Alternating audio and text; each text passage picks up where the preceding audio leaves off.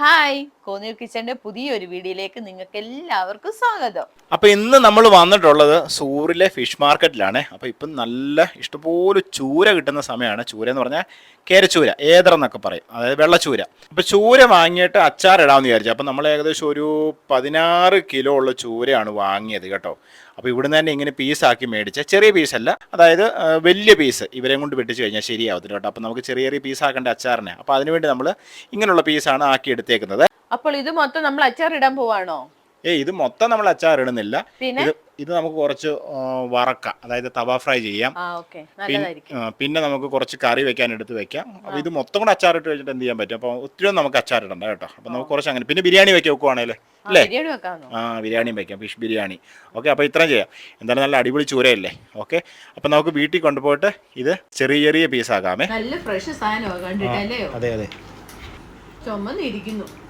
അപ്പോൾ ഇത് ചെറിയ ചെറിയ പീസാക്കണം. നല്ല ഫ്രഷ് സാധനം കേട്ടോ, അന്നേരം തന്നെ കടലിൽ നിന്ന് പിടിച്ച് വന്നതാണ്. അപ്പോൾ നമ്മൾ അച്ചാറിനാണ് ഈ മുറിച്ചെടുക്കുന്നത്. അപ്പോൾ അച്ചാറിന് മുറിച്ചെടുക്കുമ്പോൾ ചെറിയ ചെറിയ പീസുകൾ ഇറക്കണം, എന്നാലേ നമുക്ക് വറുത്ത് കോരി എടുക്കാൻ പറ്റത്തുള്ളേ. ഇതാ കണ്ടില്ല, ഇതുപോലത്തെ ചെറിയ ചെറിയ പീസുകളാണ്. ഇനി നമ്മളിത് നേരെ കഴുകിയിട്ട് കുറച്ച് നേരം ഇവിടെ വെള്ളം ഊറാൻ വേണ്ടി വെക്കുമേ. ഇതിപ്പോൾ നമ്മൾ കഴുകി വെള്ളം ഊറാൻ വേണ്ടി വെച്ചാണ്. ഇനി ഇത് കുറച്ച് നമുക്ക് മസാലയൊക്കെ ചേർക്കണം കേട്ടോ. അതെ, എന്തൊക്കെയാണ് മസാല ചേർക്കേണ്ടതെന്ന് അറിയാമോ? എനിക്ക് കുറച്ചൊക്കെ അറിയാം. ഒന്നോ എന്നാ ഒന്ന് പറഞ്ഞ് എന്തൊക്കെയാ വേണ്ടിയെന്നുള്ളത് ഞാൻ പറയട്ടെ. കാശ്മീരി ചില്ലി, മഞ്ഞപ്പൊടിയും ഉപ്പും അതിട്ട് ഇളക്കി അങ്ങോട്ട് കുറച്ച് നേരം നമ്മൾ വെക്കണം. അതെ അതെ, അതായത് ഉപ്പ്, ആവശ്യത്തിന് ഉപ്പ്, മഞ്ഞൾപ്പൊടി, കാശ്മീരി ചില്ലി. അപ്പോൾ ഇത് ഇട്ടിട്ട് നമുക്ക് കുറച്ച് നേരം ഇളക്കി വെക്കാം. ഇങ്ങനെ കേട്ടോ. അപ്പോൾ ഇളക്കം എന്ന് പറഞ്ഞാൽ പൊടിഞ്ഞു പോവല്ല, വളരെ സൂക്ഷിച്ച് ഇളക്കുക. ചെറിയ ചെറിയ പീസല്ലേ, ചൂര ഇങ്ങനെ ആകുമ്പോൾ എതളെതൾ പോലെ ഇളകി പോമേ. നമ്മൾ കുറച്ച്, അതായത് സോഫ്റ്റായിട്ട് വേണം ഇളക്കാനെ കൊണ്ട്, അല്ലെന്നുണ്ടെങ്കിൽ ഇങ്ങനെ നമുക്ക് തട്ടി കൊടുത്താൽ മതി. അറിയാം? അതെ, ഇങ്ങനെ നമുക്ക് തട്ടി കൊടുത്താൽ. അപ്പോൾ ഇത് നമുക്കൊരു എത്ര മിനിറ്റ് വെക്കണം? ഒരു അരമണിക്കൂർ വയ്ക്കാം അല്ലേ? ഓക്കെ, ഒരു അരമണിക്കൂർ.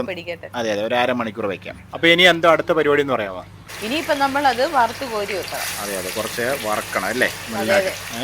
ഒരു മീഡിയം ടൈപ്പിൽ വറുത്താൽ മതി. ഒത്തിരി മൂത്ത് പോയി കഴിഞ്ഞാൽ നമ്മൾ കഴിക്കാൻ കൊണ്ട് കുറച്ച് ബുദ്ധിമുട്ടാണ്. പക്ഷേ ലാസ്റ്റ് ചെയ്യും. അധികം മൂത്തില്ലെങ്കിൽ ആദ്യം നാൾ ഇരിക്കത്തില്ല. അപ്പോൾ അതുകൊണ്ട് ഈ ഒരു ഏകദേശം ഒരു പരിവാണ്. അപ്പോൾ നമുക്കൊരു 2-3 പ്രാവശ്യമായിട്ട് വറക്കാനുണ്ടായിരുന്നില്ലേ? കുറേ സമയം എടുത്തു. അപ്പോൾ നമ്മൾ കുറച്ച് കോരി എടുത്തിട്ട് ഇതിങ്ങനെ കുറച്ച് നേരം വെക്കും.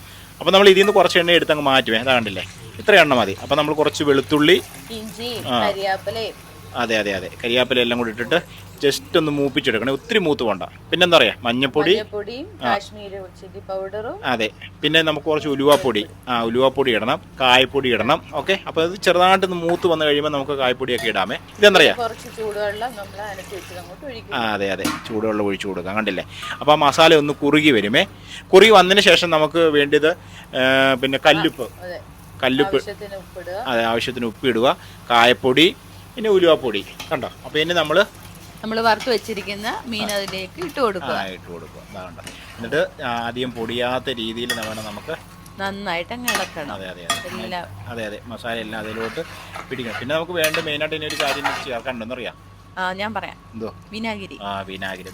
വിനാഗിരി നമ്മൾ ചേർത്ത് കൊടുക്കണേ. എന്നിട്ട് ചെറിയ ചൂട്. ഓക്കെ, അപ്പം കുറച്ചു നേരം കൂടി ഇങ്ങനെ ഇളക്കി. ഇത്രയേ ഉള്ളൂ. കോന്നൂർ സ്പെഷ്യൽ മീനച്ചാർ റെഡി ആയിട്ടുണ്ട് കേട്ടോ. ഓക്കെ, നല്ല രാത്രിയായി കേട്ടോ, കുറേ സമയമായി. അപ്പോൾ നമ്മളൊരു 17 കിലോ ഉള്ള ചൂരയായിരുന്നു. അപ്പോൾ എല്ലാം വെട്ടി ക്ലീൻ ആക്കി കഴിയുമ്പോൾ ഒരു 13 കിലോ അടുത്തുണ്ടായിരുന്നു. 12.5 കിലോ അടുത്തുണ്ടായിരുന്നേ. അതെ അതെ, കുറച്ച് നമ്മൾ വറക്കാൻ എടുത്ത് വെച്ചു, കുറച്ച് കറിക്ക് എടുത്ത് വെച്ചു, കുറച്ച് നമ്മൾ തവ ഫ്രൈ ചെയ്തു. ബാക്കി നമ്മൾ അച്ചാറിട്ടതാ റെഡി ആയിട്ടുണ്ട് കേട്ടോ. ഇപ്പം നാളെ നമുക്കിത് കുപ്പിക്കകത്തോട്ട് മാറ്റി. ഇപ്പോൾ ചൂടല്ലേ? ഓക്കെ, ഇതൊരു ടേസ്റ്റ് ഒന്ന് നോക്കാം കേട്ടോ, എങ്ങനെ ഉണ്ടെന്ന്. ടേസ്റ്റ് ഒന്നും നോക്കണ്ട, കണ്ടിട്ട് അടിപൊളിയാ. അടിപൊളിയാട്ടോ, സൂപ്പർ. ചൂടോടെ എടുത്ത് ഉണ്ടാക്കിലോട്ട് ഇട്ടോ. ഇത് ഒത്തിരി അങ്ങ് ഫ്രൈ ആയി കഴിഞ്ഞാൽ നമ്മൾ കഴിക്കാൻ ബുദ്ധിമുട്ടാണ്. കറക്റ്റായിട്ട് ഫ്രൈ ആയെങ്കിൽ പെട്ടെന്ന് അഴുക്കായി പോവുകയും ചെയ്യും കേട്ടോ. അപ്പോൾ ഒരു മീഡിയം ടൈമിൽ എടുക്കണം കേട്ടോ. അപ്പോൾ നമുക്ക് അടുത്ത വീഡിയോ ആയിട്ട് കാണുന്നതിനും വരെ ബൈ ബൈ, സീ യു. അതെ, നമ്മുടെ ചാനൽ ആദ്യമായിട്ട് കാണുവാണെങ്കിൽ ഒന്ന് ഫോളോ ചെയ്യാൻ മറക്കല്ലേ.